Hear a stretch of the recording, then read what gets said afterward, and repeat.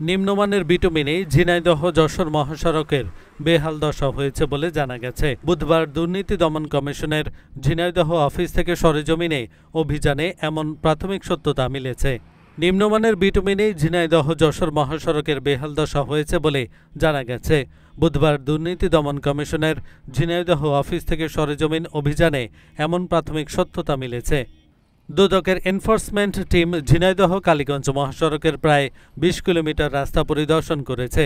অভিযানে বিষয়টি নিশ্চিত করে দুদকের উপপরিচালক আক্তারুল ইসলাম ঢাকা পোস্টকে বলেন, এ নিয়ে দুদকে আসা অভিযোগ সূত্রে জানা যায়, ঝিনাইদহ যশোর মহাসড়কের স্থানে স্থানে দেখা দিয়েছে গর্ত ও টিবি। পাশ থেকে দেখতে ঢেউ খেলানো, কিছু জায়গায় টিবিগুলো দেখতে অনেকটা সড়ক বিভাজকের মতো। ঝুঁকি নিয়ে জাতীয় মহাসড়কটিতে যানবাহন চলাচলের কারণে মাঝে মধ্যেই ঘটছে দুর্ঘটনা।